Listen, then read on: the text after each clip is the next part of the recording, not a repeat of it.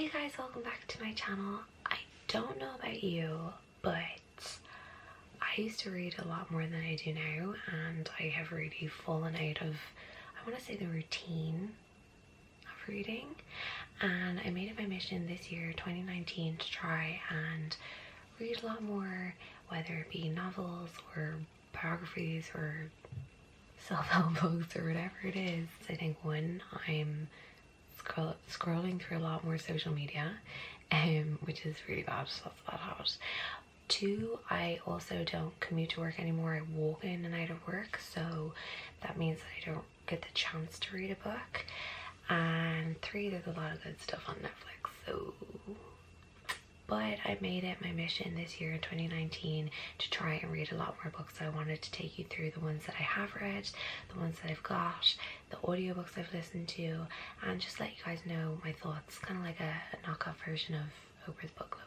Okay, so the very first book I read / listened to was Michelle Obama's Becoming. I know this came out before Christmas, but my mum literally texted me the day it came out and was like, don't buy it because I'm buying it for you for Christmas.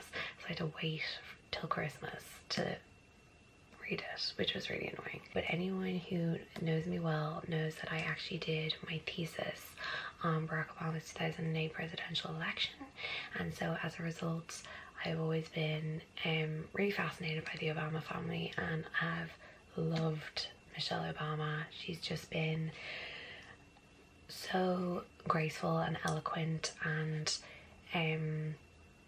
intelligent and just interesting throughout the entire process, and of them being in the spotlight and through Barack's presidency.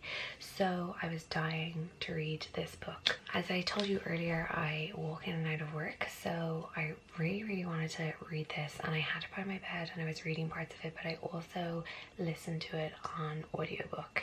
And this meant that when I was coming in and out of work every day, I could read it, and then when I get home I just moved to the point that I've finished on my audiobook, and I would listen, or I would read it on the book, if you get me. So it was kind of double jobbing here, but I loved this book. I think also hearing more about her personal time in the White House was really interesting, because I feel like she did share a lot throughout her terms as First Lady, but I think there were obviously things that at the time she didn't want to talk about, or was a bit hesitant to share.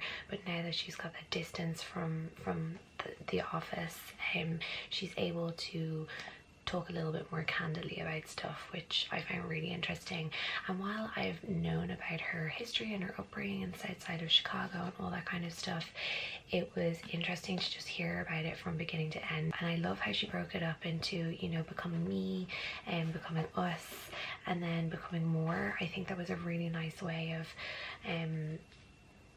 you know, showing how the threads of like her childhood worked their way through to her time as First Lady. I love seeing like the pictures of her family when she was younger, hearing more about her parents, and seeing all her little school photographs. So cute. For me, this book was a real insight into the woman who was compassionate and forward thinking and passionate throughout her entire time as being First Lady. And I can't imagine what it was like for their entire family to be under that scrutiny as the first black family to ever be in the White House. It must have been, it's something that like none of us will ever experience, that kind of pressure and scrutiny. I think as well, for me, I actually loved the audiobook so much. It's not that I didn't love the book, obviously I did, but I really loved hearing her narrate the story. I think that added weight to certain things that she was talking about, more than necessarily I may have gotten in the book. And also her voice is very soothing, so it's a great audiobook to listen to as well. So I got both because I like having a book that I can dip in and out of. There's also the photos in the book, so you get to see that a little bit more. And there's something nice about having like a book in your hands. But I would also highly recommend the audiobook because it is narrated by Michelle Obama, so you know, that's 10 points to the audiobook straight off the bat. But yeah, if you're looking for a really interesting book, a fascinating read about somebody's life in a very unique situation, I highly recommend this. You don't need to be interested in American politics, nothing like that. You just, yeah, you get a really good sense of the person through this book, and it's really interesting with or without an interest in politics. So Becoming by Michelle Obama, pick it up, 100% pick it up. Great book. The next book that I listened to was Shoe Dog by Phil Knight, and he is the creator of Nike, and this was a really fascinating memoir to listen to. It's narrated by Norbert Leo Butz, I don't know, and he has an amazing voice first and foremost. I think when it comes to audiobooks, whoever's narrating it can really make or break it, because I've also had some other audiobooks that I've started listening to and the narrator's voice has been so annoying that I haven't actually finished it, so that's bad. But I can confirm Norbert Leo Butz has a great voice for this, and it's really interesting. I think for me it was a really interesting book to read because you see how this company went from being literally nothing and was on the verge of collapse so many times throughout the years to then becoming this colossal multinational company. And again, I would say whatever you think about Nike and your thoughts and feelings on it as a multinational company, you should kind of put them to one side because the story is incredible regardless of that. I think it's a really interesting one for anyone who's interested in entrepreneurship or resilience or passion or anything like that to listen to or to read. I think not knowing anything about the origins of Nike was actually a good thing in this case, because it was kind of interesting to hear about it from the very beginning and realize how much this guy was flying by the seat of his pants for years. Like, I didn't realize how many times Nike nearly went under or was on the brink of like just going out of business, even when it was starting to become successful. And just hearing about how they took on employees over time, how that whole iconic Nike swoosh icon came to be, that was really interesting. I mean, that person did not get paid enough for that. That was a really, really interesting audiobook for me as somebody who comes from, you know, a business background and has a real interest in the area and an interest in entrepreneurship. I think it is incredible to hear like the full story of how something that he was passionate about became one of the biggest companies and one of the most well-known companies in the world. There's also a lot of lessons to be learned just as a person throughout it, I think, as well. He's very open about his pitfalls and his downfalls and things that didn't go well, and doesn't really gloss over them. Talks a lot about negotiation as well, and also dealing with different cultures, because a lot of the time he was dealing with a Japanese culture which would be more hierarchical versus, you know, the American culture. So what he learned throughout that process. So I really enjoyed listening to this, and as I said, like, you don't have to be a massive fan of, you know, the Nike brand or anything to listen to this. It's just a really interesting book regardless. So the last audiobook that I've been listening to, I'd say over the last week or two, is called Everything I Know About Love by Dolly Alderton. So this book is all about Dolly's life living in London as a female, you know, growing up throughout her teenage years, throughout her 20s, and then it's added in the end of the book as well into her 30s. And for me, it's been a really poignant book to listen to. There's been points where I've been very emotional listening to it. There's points that I've actually laughed out loud walking to work in the morning listening to it. She is such a storyteller. There are certain things, you know, as a female kind of only a couple of years younger than Dolly, growing up in Dublin, there's some things that are like kind of parallel, and I can you know, about her college experience and different things like that. They run kind of in parallel to my experiences, which I found really interesting, and I think that's why the poignancy was so heightened in certain cases for me. She tells the story of like her friendships so well and the impact that all of those have had on her life. I really feel this book is like a love letter to friendship and all the things you go through in your 20s, whether it's college and your first jobs and your first partners, and then, you know, your later 20s when things are changing and people are getting married and having kids and buying houses, and it's like it's something we all go through and it's life. But I think reading it, and she even says it herself, she tells this story of how when she was 21 someone she knew was turning 30 and they kind of had a bit of a meltdown which I can relate to because I'm nearly 30. But she was saying, you know, at the time she didn't understand it, she didn't get it, she was like, what's the big deal? And I think had I read this book when I was younger, it wouldn't have resonated with me as much, but I really understand it now because it's being written from the point of view of somebody who is my age and who is looking back on that time in college and even your teenage years and first jobs and all those milestones in your life. And somebody who's able to so like eloquently put how you feel at the time in these different stages and kind of what you're going through.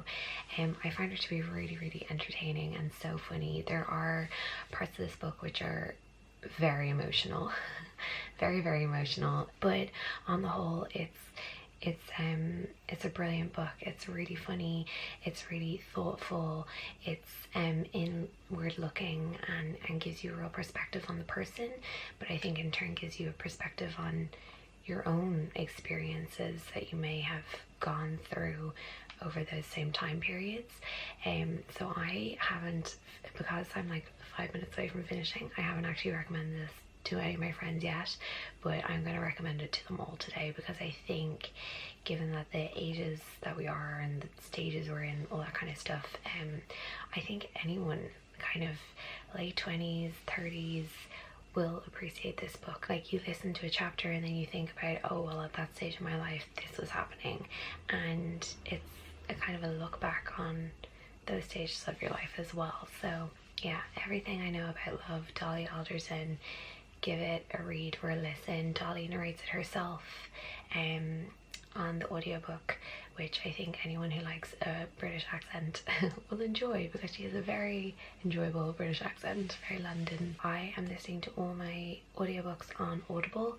I got it a while ago because my mom wanted to listen to that podcast West Cork, which is another brilliant podcast. I won't go into podcasts today. I have so many podcasts I listen to, I'll do that in another video.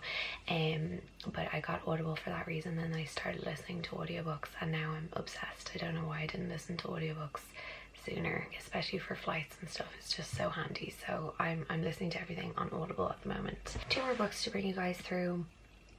One I've started and one I have yet to start. So the first one that I've kind of started is this one, and it's called Heart Talk: Poetic Wisdom for a Better Life by Cleo Wade. So I found out about this book because I follow Cleo on Instagram. Cleo is always putting up these quotes and comments and passages from her book, and it's so weird because I found that every time I read one of them I was like, that pertains to me, or that's relevant to me, or oh, that's what I'm going through at the moment, or whatever it may be. So I decided to buy the book. I also bought a copy for my sister. It's a really beautiful book, and it's not like a novel. It's like very digestible, lots of little nice quotes and things for you to look at and just snippets. I feel like this is a book that you can dip in and out of. Cleo Wade has carved out a reputation as the voice of a generation, blending positivity with arresting honesty to inspire people of all ages. With Heart Talk, she's poured her spiritually and poetically infused wisdom into an accessible book you won't want to be about. Here you'll find your daily pep talk, a replenishing pause, or a motivational spark to start your day. It's the kind of book that you would write in and underline things and put a tab in it to show your friend, and just kind of take pieces out of it when you need it. If you don't already follow Cleo on Instagram or any social media, you need to follow her, because she's just such a positive force online. I feel like this is the kind of book I need to have in my bag at all times. I always have it by my bed, and I've dipped in and out of it a little bit, but I think I really want to spend like a day or a morning with a coffee, just sitting down and just going through this with little sticky notes and a pen, and just get properly stuck into it. If you're in a place where you need a little positive affirmation in your life, Heart Talk by Cleo. It's a really cute, light book as well, so you can always have it in your bag. And the last book that I have, which already looks a bit trashed because water got onto my bedside locker and made it all damp, which is cool. This is Sue Perkins' East of Croyden. This is, I believe, her second book. I've read her first one, which is Sue Perkins' Spectacles, and genuinely laughed out loud at it. It is such a funny book. If you don't know who Sue Perkins is, she is a presenter in the UK, and she's done shows like Great British Bake Off and loads of other shows with her friend Mel. She's been on loads of different panels on TV. She's just so funny and so honest and open. Like, I loved her book Spectacles. I would happily read it again. It was just, some parts of it were just so hilarious. But this one I'm really excited to read. Got this at Christmas. I know it's March, but listen, I'll get around to it eventually. This is about a particular trip that she did. So she says, a few years ago I was asked if I'd like to make a documentary on the Mekong River, traveling from the vast delta in Vietnam to the remote and snowy peaks of Tibet. Up until that point, the furthest east I've been was Torremolinos in Costa del Sol. Sue has such a way with words and a way of going, like, oscillating wildly between making you laugh and then a really poignant moment, and I kind of love that. I like being on a little emotional roller coaster with somebody, so I'm really looking forward to reading this. She talks about a couple of different trips that she did in her last book, Spectacles, as well, and one was like, it was driving across like snow or something with truck drivers. I'm hazy on the details, but I remember it just being ridiculous and hilarious. So I'm really looking forward to reading this. I'm going to start reading this probably tonight. I hope tonight anyway. Now, you may notice from my audiobook and physical book choices today that every single one of them is essentially a memoir, except for Heart Talk, but that's really more poems and positive affirmations. There are no novels in my collection today, and the reason for that is because I have had a very bad run with novels over the last couple of years. Every one I have read has been crap, and some of them have been bestsellers, some of them have been ones that other people have loved and I just haven't loved personally. I don't know why, I don't know what it is. I feel like it's been years since I picked up like a really good book that I just haven't wanted to put down, and I am 100% that person that if I start reading a book and I love it, I will literally stay up until 4 o'clock in the morning to finish it if I have to. Like, I just will, I can't put it down. So I would love to know if you have any novel suggestions, or indeed really good audiobooks that you think I should listen to, then please leave them in the comments down below. I'm really trying to get back into my reading habits, so I would love to hear about anything that you have to recommend. That's all I have for you guys today. I hope you enjoyed it. If you have read any of these books as well, or listened to them, indeed audiobooks, let me know in the comments down below what you thought of them, because I'd like to hear if you have any differing opinions. And yeah, send all your recommendations my way. I'm all ears. I hope you guys enjoyed this video. If you did, you can give it a thumbs up, and the subscribe button is going to be somewhere on the screen, or the red button below. I have a new video out every Friday, so I will see you guys next week, and until then, bye.